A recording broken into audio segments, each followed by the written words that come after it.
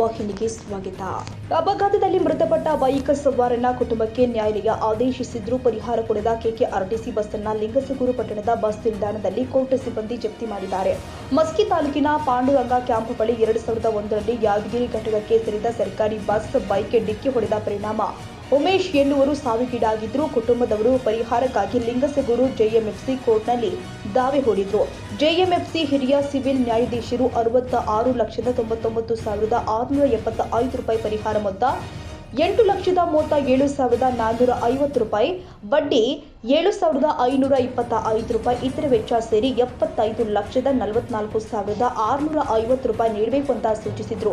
ಆದರೆ ಕೆಕೆಆರ್ಟಿಸಿ ವಿಳಂಬ ಮಾಡಿದ್ರಿಂದ ನ್ಯಾಯಾಲಯ ಬಸ್ ಜಪ್ತಿ ವಾರಂಟ್ ಹೊರಡಿಸಿತ್ತು. ಹೀಗಾಗಿ ಕೋರ್ಟ್ ಬಿಲೀಫ್ ಶಾಂತಪ್ಪ ಮಾನಪ್ಪ ಬುಧವಾರ ಲಿಂಗಸಗೂರು ಬಸ್ ನಿಲ್ದಾಣಕ್ಕೆ ಬಂದು ಯಾದಗಿರಿ ಘಟಕದ ಬಸ್ ವಶಪಡಿಸಿಕೊಂಡು ಲಿಂಗಸಗೂರು ನ್ಯಾಯಾಲಯಕ್ಕೆ ಒಪ್ಪಿಸಿದ್ದಾರೆ.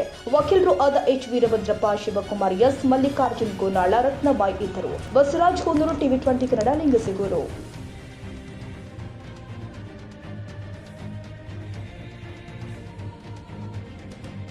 ಕನ್ನಡಿಗರ ಮೆಚ್ಚಿನ ನಿಮ್ಮ ಟಿವಿ 20 ಕನ್ನಡ ವಾಹಿನಿ ಇದೀಗ ಟಿವಿಯಲ್ಲಿ ಲಭ್ಯ. ಕರ್ನಾಟಕ ಮತ್ತು ದೇಶ ವಿದೇಶದ 360 ಡಿಗ್ರಿ ಸುದ್ದಿ ವಿವರವನ್ನ ಪಡೆಯುವುದಕ್ಕೆ ಟಿವಿ 20 ವಾಹಿನಿಯನ್ನು ಲೈಕ್ ಮಾಡಿ, ವಿಡಿಯೋಗಳನ್ನು ಶೇರ್ ಮಾಡಿ, ಕಮೆಂಟ್ ಮಾಡಿ, ಸಬ್ಸ್ಕ್ರೈಬ್ ಮಾಡಿ. HCN ಕೇಬಲ್ 842 ನಂಬರ್ನಲ್ಲಿ ಹುಕ್ಕೇರಿ ತಾಲೂಕು ಹಾಗೂ ಸಂಕೇಶ್ವರದ ಸುತ್ತಮುತ್ತಲಿನ ಹಳ್ಳಿಗಳಲ್ಲಿ ಲಭ್ಯ. PCN ಕೇಬಲ್ 129 ನಂಬರ್ನಲ್ಲಿ ಹಾರುಗೆರೆ ಸುತ್ತಮುತ್ತಲಿನ ಹಳ್ಳಿಗಳಲ್ಲಿ ಲಭ್ಯ.